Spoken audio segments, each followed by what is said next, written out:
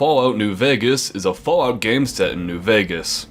I know it's pretty taboo to open up a video with such a heavy spoiler like that, but I wanted to get on the same page with you. And let me be blunt with you while we're at it. Basically every person in the known universe has commented on the fact that I apparently sound like Mitten Squad.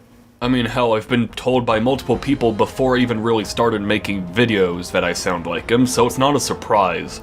But it is a near universal constant on my channel, alongside Bug being in the video at some point or another, and me going on entirely unrelated tangents about my personal life that have absolutely no relation to the video. So if you need to get out of your system, here you go. I can't really stop you, but I know I had to address it at some point or another, might as well do it in the first minute. Secondly, and probably more importantly, this isn't a can you beat video like most other gaming videos on my channel.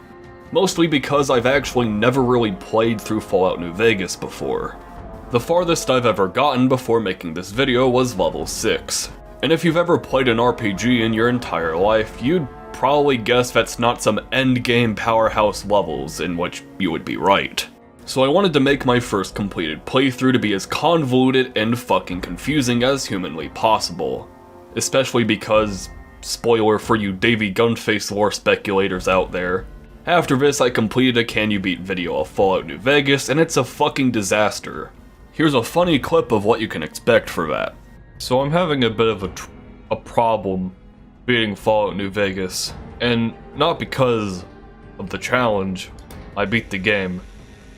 Unfortunately, Shadow Davey has infiltrated the credits room and I can't get the fuck out. So, yeah. I wanted to play through the game a little bit before I did that video, and this playthrough was the result of that desire. And much like a single father taking care of a young Genshin Impact player, I don't really know how I'm supposed to feel about the end product of my lusts anymore, but it's still here to haunt me, so you and me are both going to get through that together.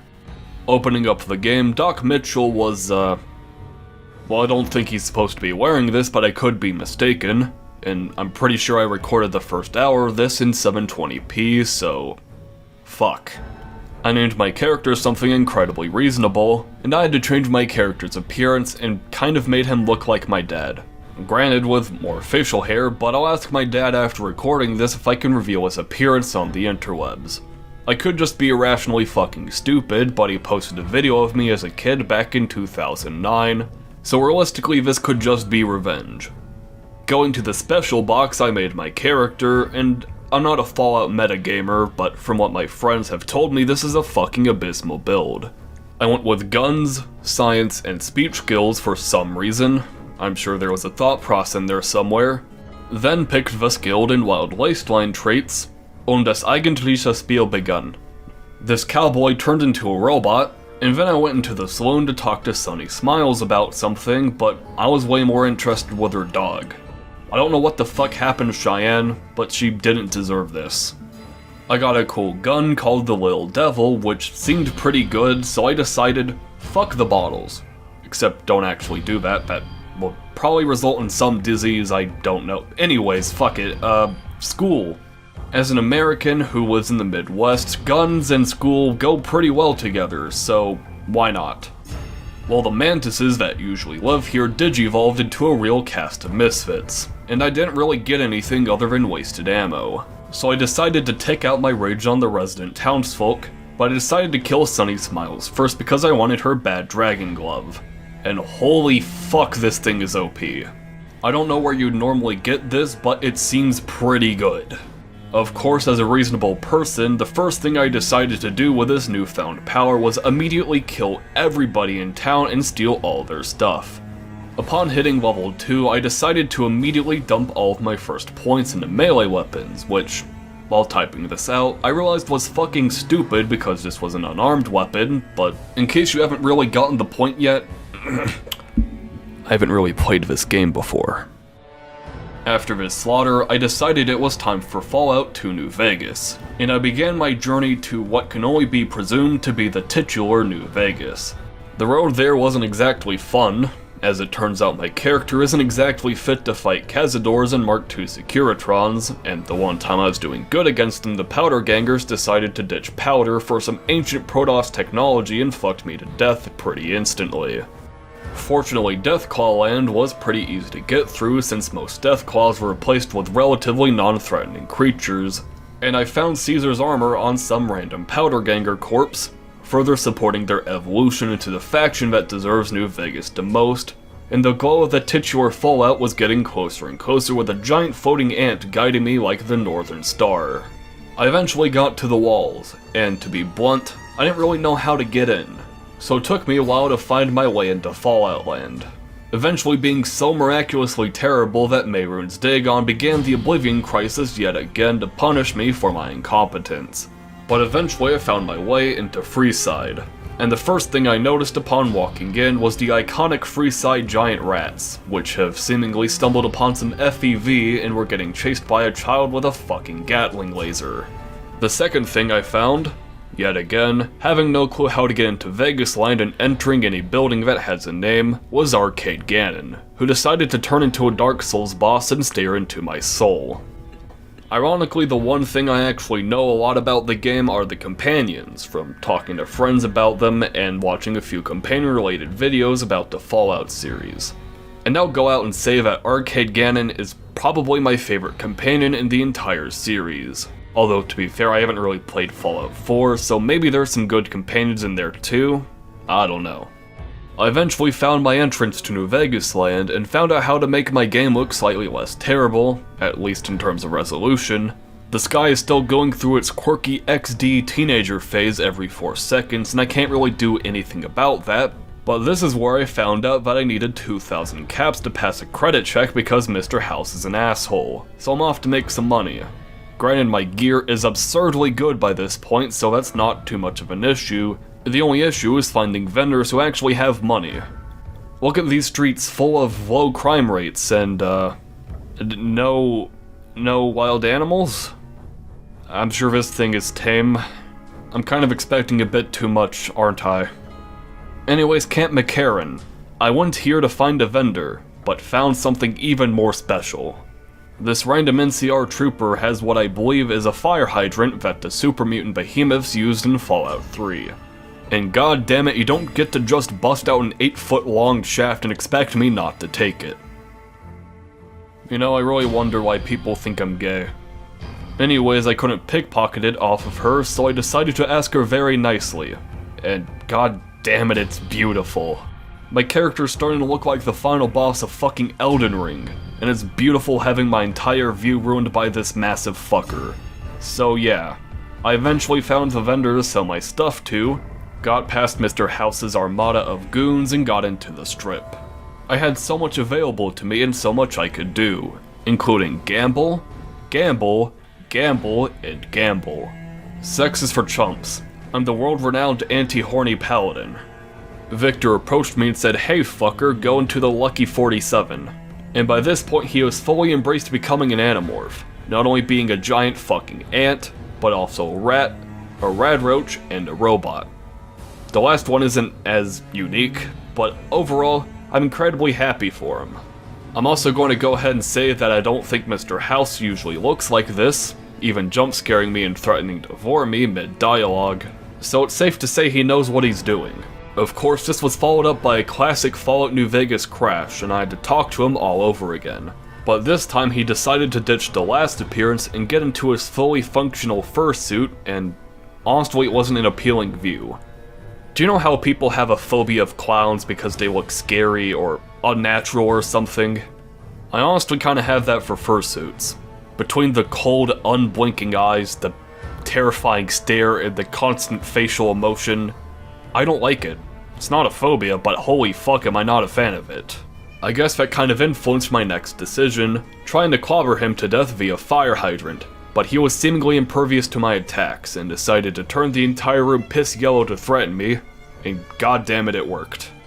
After this I went into the tops and found Benny in his iconic gimp suit. Of course I tried to kill him and kinda failed, who would have guessed.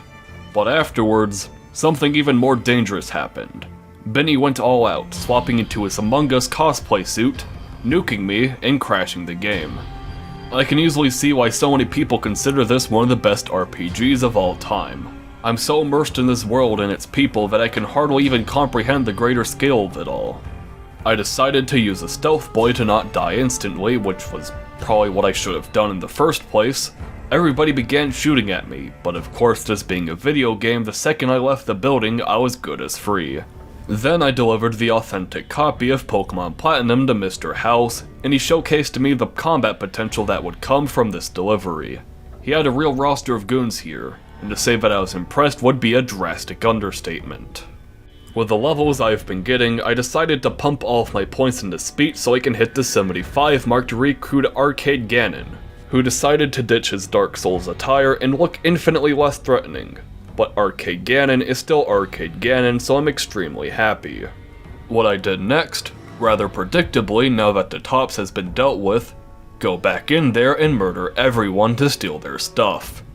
This was pretty difficult to say the least, but it definitely gave me some great loot. This gun called Sleepy Time looked pretty fucking good, and I got this really underrated weapon called binoculars. Eventually, after clearing out every room, I found this robot named Yes Man. And to be honest, when I first found this, I asked a few friends who've played the game before if this is something you'd usually find on a mostly blind playthrough. I honestly thought I was some 5-head god for finding this on my first playthrough because it's a robot in the back of a room that you don't even have any indication exists. That was until my next playthrough where I found out that Benny actually does tell you that this thing exists. And honestly, to go off topic, I really like how much all the main routes tend to intertwine. I don't watch enough Rick and Morty to be an analytical channel, but honestly this is something that struck out to me. It's almost like people say this game's story is really good, but I haven't been experiencing it authentically because my first playthrough is shit like this. How peculiar. Anyways, I found a skeleton, and my getup was fantastic. If I said I was looking like the final boss of Elden Ring earlier, I'm now the optional secret boss that's far more powerful than the final boss, but you can only find it after unlocking a bunch of incredibly arbitrary steps that nobody would find out without looking up a guide online. I should probably stop making FromSoft jokes now. Granted, doing so gets rid of one of my only 3 jokes, but it's time for an intervention, sorry. I decided it was time for Mr. House to take the big sleep. I didn't know where to find him. I mean, he's a bear, so now I can actually live up there. So I looked through every floor carefully, and found out that he's just here. A terminal right by him with absolutely no barrier to entry, hardly any guards, and almost nothing standing in the way of me just killing him. I know I said I'm not an analytical person by any means like 30 seconds ago, but this is fucking stupid, right? Like, even in the base game he only has a few Securitrons protecting this, and the few terminals there have no codes that you need to find or enter. Nothing you as a person to do in order to just Uzi past a few guards and kick his ass. I'm sure there's some logic I'm missing out on, I'm sure I'm not the first person to comment on this, and I'm sure I'm just fucking wrong. But it still seems dumb to me either way. Well, I guess I'm playing 1D checkers while Mr. House is playing 8D shoots and ladders because after killing him his fursuit was still upstairs, good as ever. The only way to get rid of him was getting Yes Man into the console, which I'm not even going to ask where I put the chip in, and honestly I'm just sad that Yes Man didn't turn into a fucking cow or plant or something. This is a huge disappointment and easily knocks Fallout New Vegas to an incredibly low score of 9.7 out of 10. Anyways, before doing Yes Man's assignment, I had one more thing I wanted to do, and that was restoring Eddie in Prim. When I first found him, he was a bit, while Yogg-Saron decided to transcend universes and afflict him with the curse of flesh to turn him from a cute little robot into a fucking radroach. And after doing what I can only assume is applying some scrap metal onto its forehead with a small amount of pressure, he decided to evolve into a super mutant. Neat. Sadly, he doesn't transform into anything else after this, so Eddie is just a super mutant now, I guess. I won't lie, I'm kind of disappointed, but I'm just glad I have 2 companions alongside me on this perilous journey. Of course, after this, Yes Man told me it was time to meet some factions and make some decisions on what to do with them. Some of these side factions, like the Khans, the Boomers, the Brotherhood of Steel, or even the small Enclave force I can assemble with Arcade Gannon are really fucking awesome, and makes the battle for Hoover Dam an incredibly satisfying ending to the game. Seeing those that you've betrayed fight against you, those you've helped protect you and fight alongside you, and those who have their own goals join into the battle from their own volition is something I thought was seriously badass, and enjoyed seeing the different sides of in this playthrough, and the one after, and I'm sure I'll enjoy it even more if I go for an NCR route someday. I'm saying all this because I didn't do this. I killed everybody. It's really simple logic. Why should I have to deal with doing these boring and interesting side quests when I can just go, hey funny robot man, fuck these guys? It's not like they were a threat. By this point in the game I have enough OP weapons to 1v500 New Vegas itself. Not even the Wild Deathclaws, Cazadors, or Mr. Houses could stop me. I could go in depth about my genocide, but instead, let me go ahead and ask you a question. I'm vilified by every faction I've met. I've killed almost everybody for the sake of killing almost everybody, and the few that survived are only because they're a faction I can just tell yes man to ignore. Why the fuck am I at neutral karma? Like actually, for my 15th tangent in this video, something I'll always criticize Fallout 3 for is the lack of moral choice. Your only real decisions in that game are, hey, do you want to be a decent human being? Somebody so needlessly kind that they don't fit in a post-apocalyptic wasteland, or somebody so uncharacteristically and needlessly evil that no person would reasonably fucking do it. And those types of decisions made playing a morally gray character extremely hard. Despite what Season 8 of Game of Thrones would tell you, writing a morally gray character doesn't mean combining the darkest shades of black and the brightest shades of white. Fallout New Vegas isn't Fallout 3 though.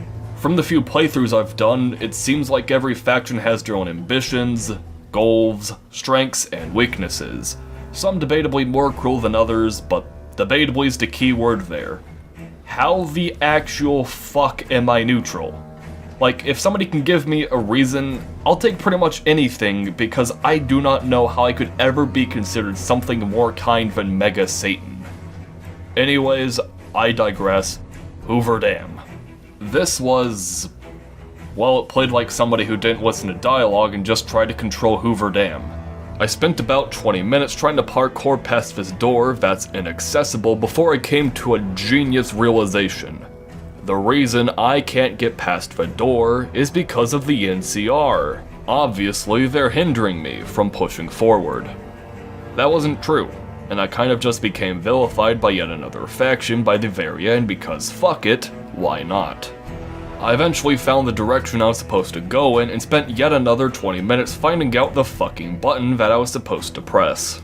Going through directions and routes I don't think you're supposed to even see in this playthrough. I even thought I had to pull a Halo 3 and blast these pillars with gunfire to stop production. But apparently I'm fucking stupid and missed the button that I skipped past about 500 years ago. I'm not very good. After sending the dam into Bye-Bye Land, I decided it was time to end this, and go into the Lennox camp. Legate Lanius was... well, he was a lot less threatening than usual. I honestly didn't even recognize him running past me at first, although I suppose me wearing a Legate helmet probably didn't help with his existential crisis he was evidently going through. After clearing out the camp, I took a nap in the nearby camps to get my health back because I was pretty low by this point for obvious reasons. And after I woke up from my peaceful slumber, I decided to start the day off well by killing off the last few Praetorian guards, had absolutely no clue where to go to next, and eventually ran in circles enough that General Lee Oliver fucking jump scared me, and I talked to him a little bit. After a bit of ass kissing, I decided it was time for him to meet my friends, and my small armada of bugs blew the gate down with their appendages and fucking annihilated General Lee Oliver within seconds. I tried to nuke Yes Man, but he was too fast, and began telling me that he was programmed to be more assertive. Don't know what that's all about, and I guess I beat Fallout New Vegas. It's not the title of the video, many people have already done it before, and I'm not good enough to really make this a can you beat video, but I was legally obligated by the Joker baby to say this line. As always, thank you to my patrons who support me for reasons beyond understanding. I think supporting me in any capacity is a mistake in of itself, but nonetheless, I appreciate your existence. Thank you all so much for watching, and as always, patrolling the Mojave almost makes you wish for